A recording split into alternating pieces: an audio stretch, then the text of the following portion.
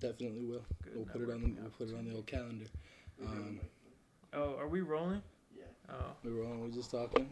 What's up? Yeah. Brother? See, this is authenticity.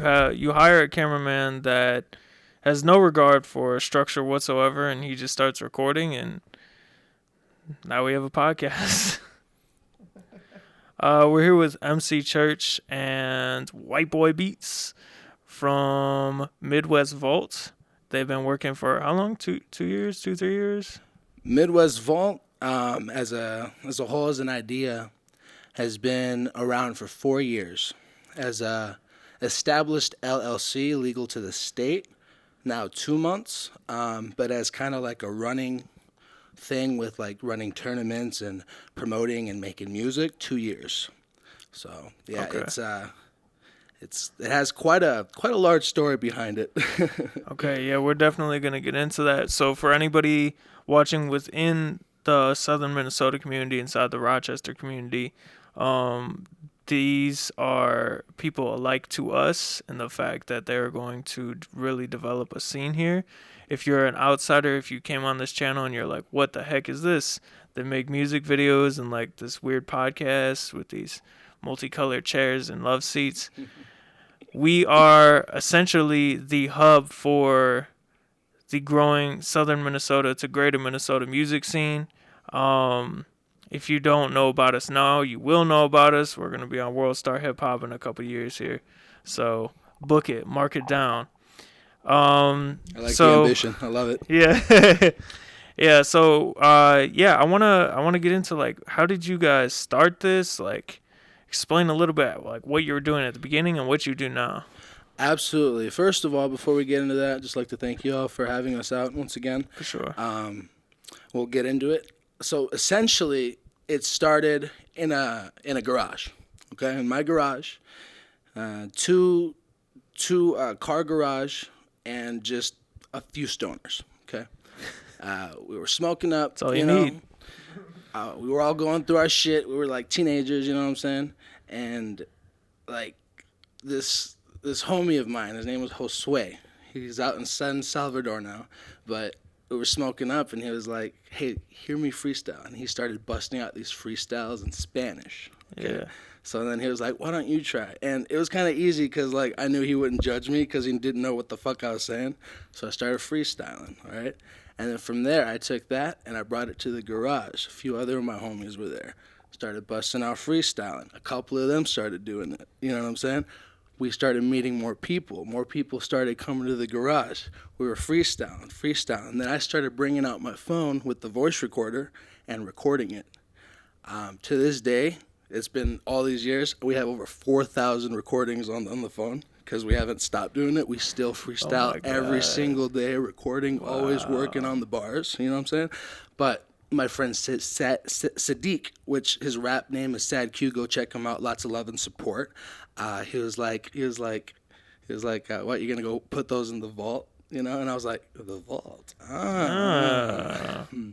Yeah. So that's the initial birth of the idea. The vault came from just, we had so much content that wasn't really content. It was just like us freestyling raw, you know, into a vault. And then from there, you know, more people started coming through. I started meeting more creators, artists, and it just evolved into us wanting to actually make it into a business, into a company, into something that could help our local music scene. You know, it's evolution, baby. Yeah. Wait, so was that all on the same iPhone? It started off on an iPhone, and then I had another Samsung, and then I had another Samsung, and then I have this Samsung, so, and an iPad. So it's actually on an accumulation of a bunch of devices, and it's on a hard drive. So yeah, there you go. Wait, so how big is this hard drive? It's like a 4 terabyte. Yeah.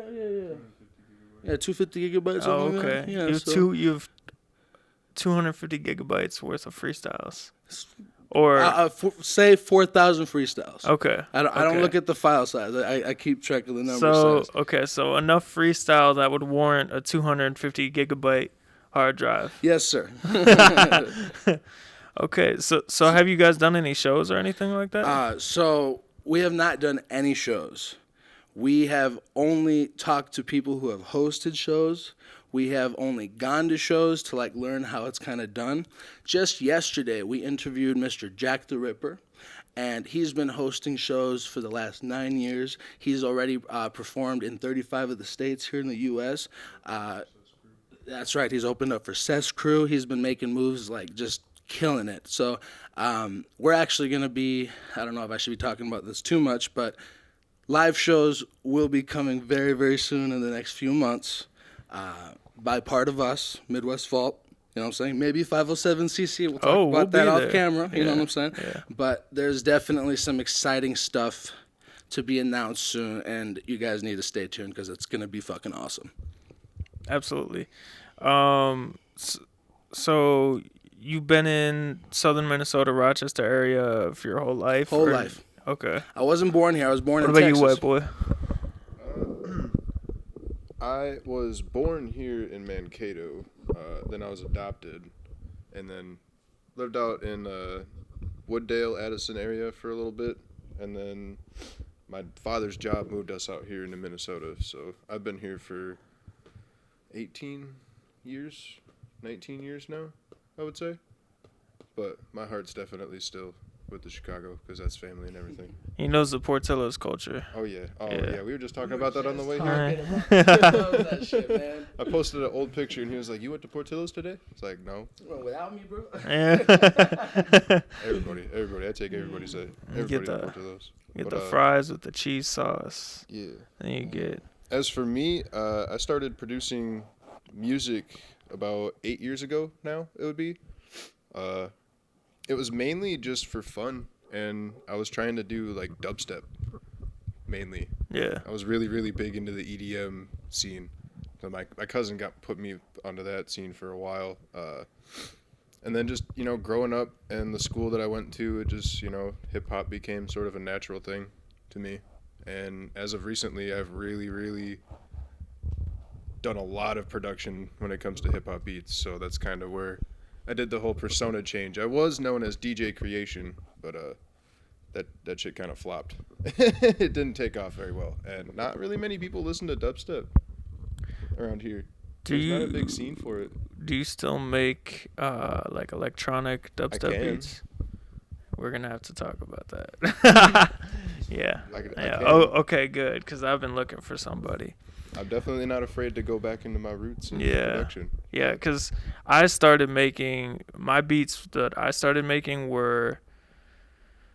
I think I started with old school hip hop because it was easier than trap at the time. And now I can do either one. I can make R&B because that's like a derivative when you're talking about the beat production. Yeah. But like I always love like the bass riffs and all that shit that comes out of dubstep and EDM.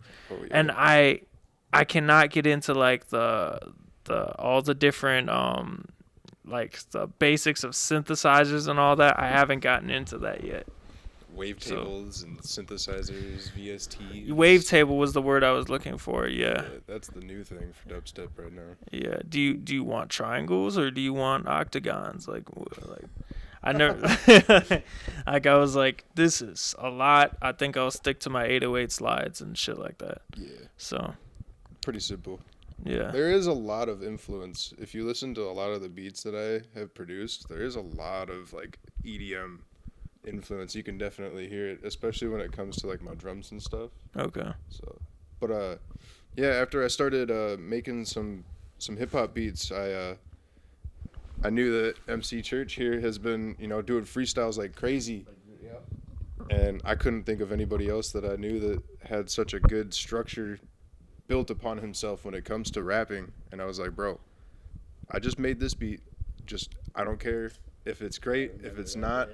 Just can we try to record something on it? And ever since then, we've been working hard at this music thing. We made a 4-song EP that kind of flopped.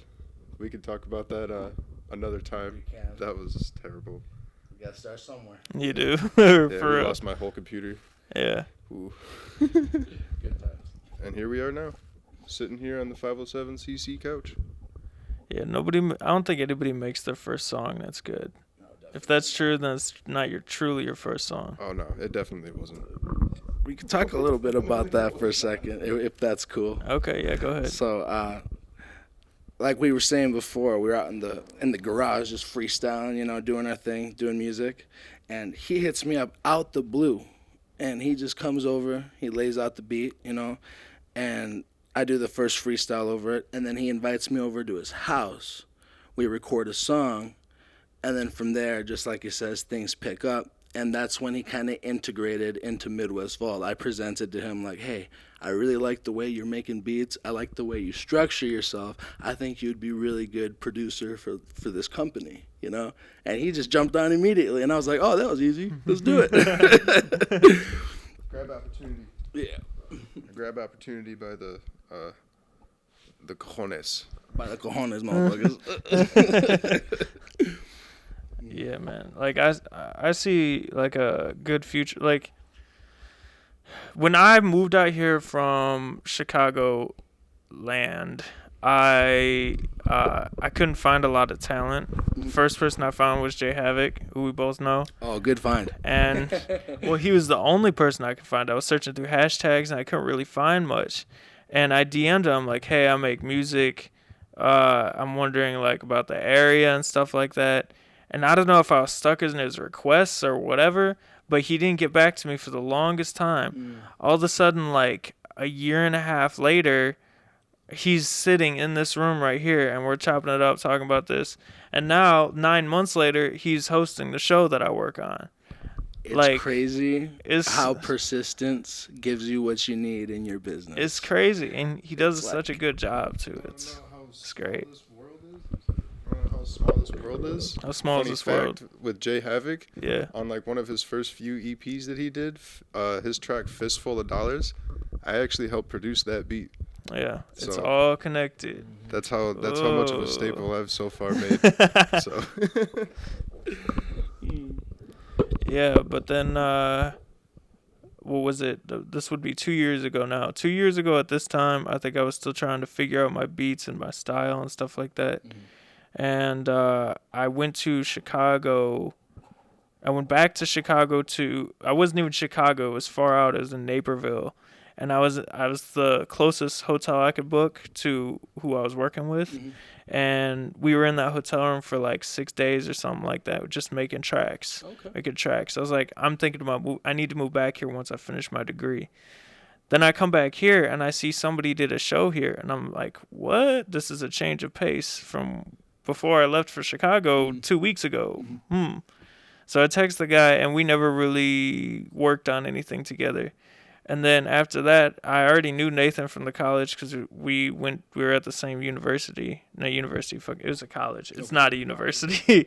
And I was like, hey, who does shows here? Who has Spotify playlists? Blah, blah, blah. He's like, I don't know. I know some people, but not really. I was like, okay, let's do our own shows then.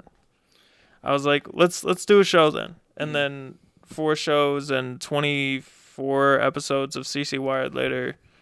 Here we are. Going. Yeah, here we are, still Dude, going. I just big congratulations to you guys from the bottom of my heart. And just on that train of thought right there, even more excited to have you guys out next week. Friday, the 30th. Gonna be fantastic.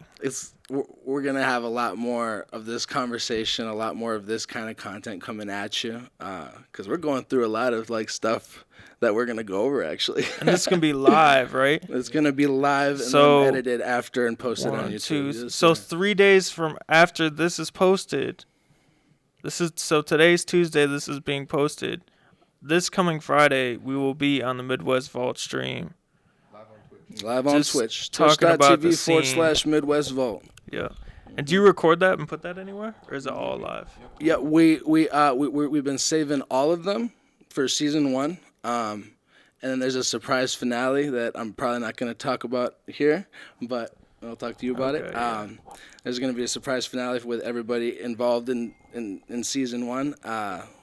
And then season 2 is going to hit, but we're not going to, of course, even start season 2 until we release all of like season 1, because we kind of got a surprise for season 2. We got a little change up in environment and scenery. So, yeah. Oh, yeah. We will have a change in scenery as well. Yeah, things are coming for all of us. things are really starting to shift. So by the time we have shows coming back, which I think Got to will be be in the like next few late months. summer. Got to be in the next few months, even after Yeah. if you're good at planning shows, you should start planning it now. Yeah. Even, you know what I'm saying?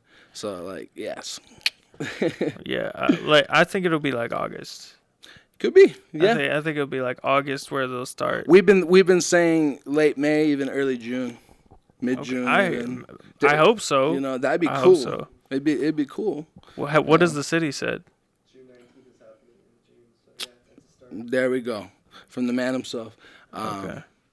I would like August anyway, because that's my birthday. I want to do it. I want to show 'em my birthday. Yeah, that'd be awesome. They just had so MKTP is the group that you've probably seen them on the channel. They're the group that I like grew up with in my neighborhood. They're like a couple years older than me, but they're making music in high school, and that's how I got started. One of their rappers, Ronnie Pipes, he just put out a tape, and they did a show in Chicago on Thursday. Okay. So things are starting to open up in Chicago. So there's opportunities over there. So like that'll be a thing. That's pretty cool. It's not. I've made it several times. It's a lot closer than I Arizona. got a record. I think my record's like 5 hours 6 minutes. Get that iPad, you just cruise. Yeah, exactly. I've never spent like a day in Chicago, like actually knowing the city. So that would be very new for me. It's gigantic. I bet. It's I mean, I've been in New York. it's huge. That's pretty huge. Yeah, you it know? is. So like, I'm used to the city life in a way, but not Chicago. New York City is like its own country. Oh hell yeah, fuck yeah, it is. Yeah. Yeah, So good deli sandwiches and whatnot. good everything. Good everything. How did you guys find out about us? Good question. No, I think you came up on my discovery page. I did or CC did? No, you guys came up on my discovery page. You guys on came up Instagram. for me too on somewhere. No, yeah, on Instagram. Who did we talk to? But who did we talk to though? Did we talk to Jay Havoc? I swear, I think on my MC Church account, I know I talked to you. Like I Yeah. reached out. You know what I'm saying? I did something, but I think everybody had a little part in it. Like I know Crystal had a part in it. I know I had a part in it. Even he had a part in it. Like it was multiple streams of like just here it is. You know? I think you reached out to me in the fall of last year, and then you definitely talked to me when Double the Dose came out. Yes, because I was asking for If you music put to it on the promote. show, Yes. which you can absolutely put it on the show. Yes, anytime. we've played that quite a bit already. Yeah. Yes. Yeah. Shit's legit. I think I might have known about Midwest Vault before. I'm just trying to like. There's just so many like pages and shit like that that come across that we come across and stuff like that, and some of them are. Yeah, I feel like Midwest Vault is our company. We were really just finding our identity here, 2021. You know what I'm saying? Like this has been our year to like really show who we are. So like we're really excited and proud to be here. You know, as a company for once. You know. We're only what? We're not even 4 months in yet either. Yeah. We're not even a Straight- third of the way in. Straight up. So 2022 is going to be the first normal year in 2 years. Yes, I think so. Yeah. If this fucking virus doesn't mutate. Who knows? Who knows? We're not fucking fortune tellers. Yeah, exactly. You don't want to jinx anything like people probably did in 2019. They're like, Just give us our shows. yeah, 2020 is going to be great. And then it was the worst. Absolutely. So, where are we at with time? About 20 minutes. 20 minutes. So we got 10 minutes-ish to talk about what is going on in the future. What does the rest of the year look like for you guys? Rest of the year? Well, change of scenery. That's in the form of a Studio 2, different location. Let's see, music videos, of course. First, YouTube content. We plan on collaborating, making some live shows. Just really expanding the company by networking and by getting to know other people in the scene. So expect us to just be in the circle of all of this shit, man. We want to be involved in any way we can, promoting, pushing content, you know, helping out the scene in any way we can, because this is our community, man. We love this place, you know. So a couple things happened when, like, throughout the process, because there was 2 times where I was really serious about moving back to Chicago. And now it's the complete opposite. It's like, I don't want to be in Chicago because I think the market is doing fine on its own, and I don't think it's the place to start out with something right now. Okay. Like, it was in late 2019, or before we started this, I was like, okay, once I finish school, I'm going right back to Chicago and I'm doing music. And then after we started this in early 2020, we went to a show out there back when, like, coronavirus was like a joke. It was like, yeah, there's a couple cases. There's like 3 cases here, whatever. And then we were like, yeah, we're going to move here for the summer, or in the summer. Then coronavirus happened, so we're like, okay, I guess we're stuck here. And then we just started making a ton of videos, started CC Wired. And now it's like, yeah, we're going all the way here, because like we discussed last time we were here, like like, it doesn't matter where you are. You could be in Boise, Idaho, like we had our first episode on, and make a scene, like make something, not even just a scene, but like someplace special that the rest of the country or the rest of the world is like, what the fuck is going on here? What is in the water? What are these people smoking? Right. What is going on here? It's a good piece of advice, my friend. Yeah, I mean, it could be anywhere. It could, like, New York, Chicago, LA. It's easy because you have the infrastructure already.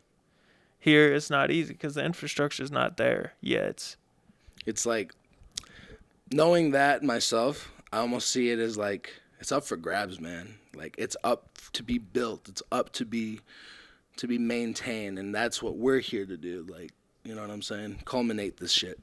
You heard that? Yeah, is somebody here? I don't know. You want to come? Yeah, we're doing a podcast.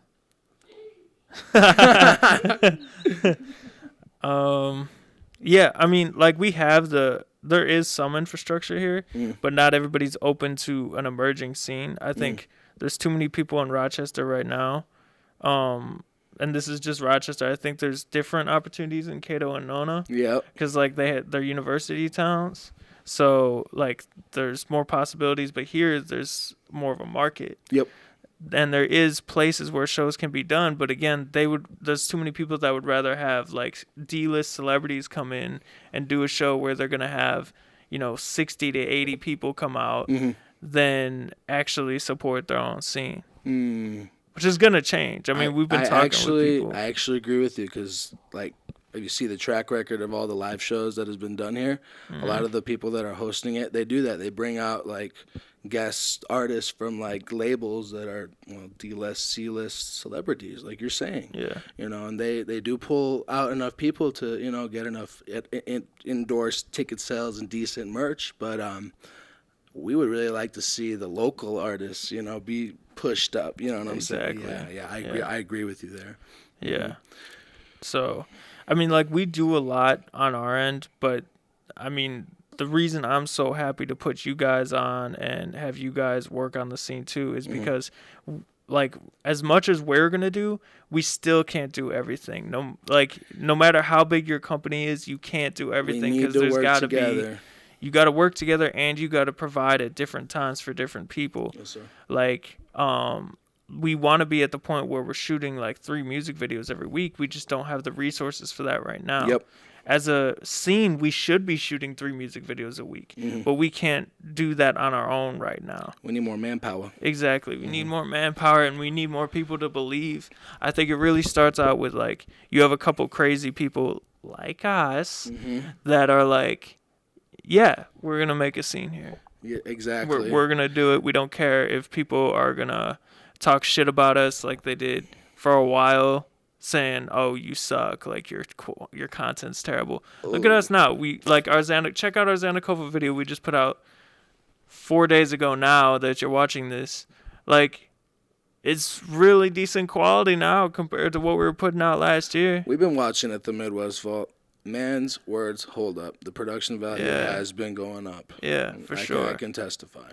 So, like, and then once the production value is there, the ethos is there, you start building a following from people not in the area.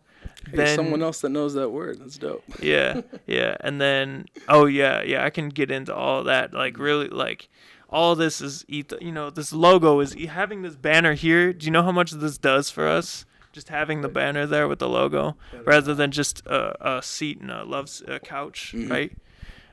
That does so much. Just having the logo made. Gives like identity. It brings gives us together professionalism, around something. right, Professionalism. right. A bunch of notes, man. Dress the part. You gotta dress the part. Exactly.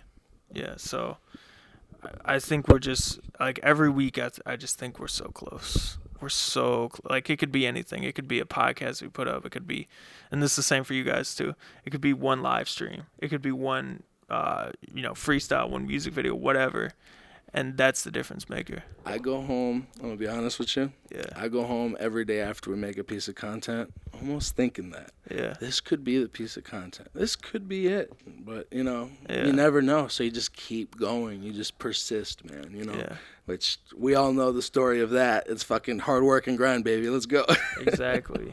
Yeah. And like, we've had people here that have just really hated us for no reason whatsoever. And it's like, bro, what the fuck? You realize what we're competing against right now? Like, why are we fighting ourselves right now? Even people on the Minnesota level. Yeah. If anybody from the cities ever said to us, stop what you're doing, or they told artists for whatever reason, don't work with them. Why? You can't provide all the content by yourself. If you're not in Rochester or southern Minnesota, you can't provide for what's down here. What do you get out of that? Nothing. Absolutely nothing. If you're doing that, it really means that you're not trying to grow a scene. It really sounds like you're fighting for people above you attention. People above, you know what I'm saying? The attention of people above you. I have a little piece of advice for people like that. My grandfather, growing up, he's always been a businessman. He's always told me this one thing. It's a 3-piece part. In business, any business you do, especially this one, you watch these 3 things. Your attitude, your knowledge, and your appearance, how you present yourself. Those 3 pieces will dictate how your influence with other people around you is made. Simple, basic. Absolutely. So, you guys need to, the people like that, you guys really need to know that we're the ones trying to shout out and promote you. You know what I'm saying? So, come with a good head. It's pretty simple, Yeah. You gotta come with professionalism. Like, have you seen a change in the scene itself in the past couple of years? Whether it's us, whether it's you, whether it's anybody. Oh, so have you seen a change in the scene in the past few years here, whether it's you, us, anybody that's promoting, whatever, a change in the scene of artist attitude and artist presentation? Well, definitely a lot of new artists coming up. I've seen more rappers and more beat producers and just freelance artists come up here in the last 3 years than ever, man. You know what I'm saying? This town's really starting to turn into an artist town, and it's really our responsibility being here in the middle of it to do our part and help to push it. You know what I'm saying? As far as artist attitude and whatnot, I don't know. Dan, do you got any pieces to add to this? As far as artist attitude, I believe it still comes up in 3 big groups, majorly. Just people that are very selfish and are just, like you said, they're trying to please the people above them, and not the people that are going to work with them, Yeah. And then there's also the people that, just think that they're the better than everybody else and they've got the biggest bars and the best beats around, so they don't need to work with anybody. They're not necessarily trying to please anybody, but they're just trying to prove, I could do this without anybody. So there's that, and then, then there's people like us. We want to work together. We want to grow as a community, not just, as MC Church or as Whyteboi or as Blake Shepperd, we want to grow as 507cc or Midwest Vault or whatever else group aspires out of what we do here. That's right.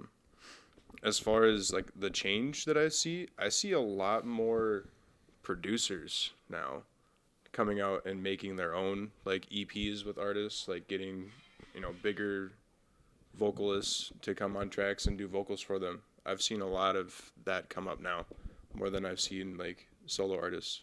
Mm-hmm. So that's what I've seen. Yeah, I think that's good. a wonderful thing. That's good. Yeah, you just reminded me of something that bothered me. I was looking at like our projection and stuff like that on YouTube, like how our ratings have gone up on whatever through promotion, blah blah blah. Mm-hmm. But I was thinking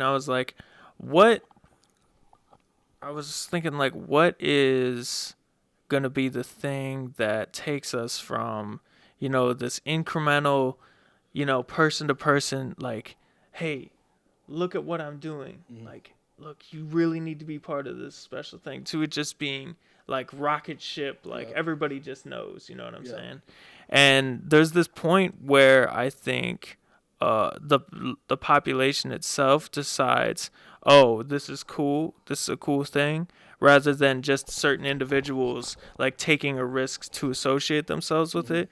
Like, be an individual. Like, look at how things benefit you. Like, look at what things are for what they are, and not just like, I was just talking about this banner, but fuck this banner. Like, what have we actually done for you? You know what I'm saying? Like, have we provided you with good music videos? Have we provided you with entertaining content through CC Wired? Have we provided you with good conversation through these podcasts? Like, go by that, really, because, like, there's people that make content just like us that don't give a shit about you and don't even really care if it's entertaining. They just want to meet their views for the week so they can get their paycheck and go home and get Uber Eats from the sushi place. Yep. Like, that's all they care about. Man, that just lies on just people's attitudes, man. You know what I'm saying? The way they approach this fucking rap game, Just gotta... Yesterday we were talking with Jack the Ripper. One of the advices he was given is you really just gotta surround yourself with people that are gonna truly support you. Right. You know what I'm saying? So that way, as you're going, as you're moving, as your production value's going up, like, you're getting good feedback and you're able to move and maintain, because, like, it's like the snowball effect. I don't know, the way I see it. It's like, at first, like you said, we have to be like person to person, like, hey, listen to us. You know what I'm saying? Here, listen to this content. But over time, that like it's like, I see it as a snowball. It like kind of like gets bigger and it rolls down the hill, and then over time, like, you don't even need to do anything because it's just going so fast, and you just got so much fucking views. I don't know if that's a good metaphor, but we're raw here. I'm off the cuff, so yeah. No, yeah, I don't know how I didn't think of snowball. I was pretty much describing a snowball. You described a fucking missile, like a rocket ship, so I was trying to have fun too. Yeah. They both work, really. I guess. I don't know. If you're crazy enough. Yeah. It's just like, there's so much content out there too. You know what I'm saying? Like, it's hard to get through all of it. Now we have TikTok, which is like fast YouTube. Oh yeah, you need to use TikTok. We've been talking about that a lot, right, white boy? Yeah. Fucking TikTok's important. TikTok forever. Yeah, I just found my TikTok content, so it's like, okay, I got to get on that shit. But here's the interesting thing about TikTok. I learned this like a week and a half ago, and it really put everything in perspective for me. Okay, so here's a little story. Okay. So you remember in 2016-17, you had this huge SoundCloud rap wave, right? Yeah. This wave of all remember. these new artists and styles, and it was just insane. Trippie Redd, XXX, 6ix9ine, Lil Peep, like all these random dudes, right, coming out of nowhere, absolutely nowhere, right? Then there's like this turning point around like 2018-19 where that starts to really slow down. Okay. And what I thought was, like, everybody doesn't care about shot culture anymore. They don't care about these things, these tactics the artists were using. But that's not what was going on at all. Now, fast forward to today. You go on Instagram, which is where all these artists blew up off of. It was SoundCloud too, but it was Instagram. Yep. Let's be honest. It's the Discover page. And you go to your Discover page, and if you pay attention to music or hip-hop or just like the culture on the internet, you go to the Explore page, and all you see is these like big artists that are already big. You don't really see underground artists that you never heard. You see a Lil Durk, you see Young Thug, Travis, all these random news stories about how they ate a granola bar or there's, so much like us. Like, who gives a fuck? And you compare that, you're like, did Instagram change? What happened? So Cole Bennett commented on this on Twitter. He was like, hey, I just don't think the rap game or the music game is as pure as it was when I first started making music videos. And that sounds a little bit like gatekeepy-ish, like at first. And then somebody commented below him in the scene, I forget who it was, a manager or somebody, and they're like, yeah, that's before all the labels bought up the meme pages like Daquan. Okay. And so that really put things into perspective, because now I'm thinking back, I'm like, yeah, that's right, because all those meme pages were huge and they were just owned by random motherfuckers that wanted to make memes, right? And they were posting these rappers that did this crazy shit because they know it would get views, or they supported the artist, whatever. That makes sense now. All the labels figured it out. They're like, oh, if we buy up these pages, we buy up this attention, really. Okay. And now like on Instagram, the different platforms and whatnot. Exactly. Okay, yeah. So what was happening back then was everything was crowdsourced. It was perfectly crowdsourced, and that's how people on social media think now. It's like, oh, I have a say on who gets famous, right? That's why you hear like, oh, this person's an industry plant, which is a whole nother thing, because technically everybody 15 years ago was an industry plant, because that's how it worked. But yeah, everybody gets mad because, we feel as the audience on the internet, we can democratically choose who gets famous, right? So it goes away on Instagram. TikTok technically came out like 6 years ago. It was Musical.ly, but it was technically the same app. But it didn't start popping off till like 2018, the same time. So why is that? Well, TikTok is also democratically chosen. It's still like, it's crowdsourced now. Yeah. It's the same thing as what SoundCloud and Instagram were in the mid 2010s. So TikTok is one of the few places on the internet where, one, a ton of people are on it, and two, anybody could put out a video. Like, you have people in prison putting out videos that are getting famous because they make good content or they're entertaining, right? Like, anybody can get famous off of TikTok. That's why TikTok is the wave now, and that's why Instagram and SoundCloud have started to die out. So, yeah, that's my story for today. That is some good logistics talk right there, my friend. It In is. depth. Learn it, motherfuckers. Sweet. Well, is there any more content that you kind of want to go over? Well, as far as that, like, whole situation with, making your content, putting it out, do you guys personally have like a schedule or something like that you want to preface right now, or music or anything that you're working on that you want to talk about? Plug time, essentially. Yes, basically. Yes. So just stay tuned to our SoundCloud page on Midwest Vault. We got a few collaborations coming out very soon. Part 2. I'm very excited to announce a track with Jack the Ripper. I can actually start talking about that. A new track with my buddy Kyle. He's a screamo dude. We've been making some new fucking music. I can't really like say any like big credentials or anything. It's just Kyle. As for music videos, man, we really have been trying to increase our production team. Like, we need somebody who can do some good music videos. We need somebody who can do logo. Like, we've just been like stuck on some places. Yeah, we're trying to squeeze it all in.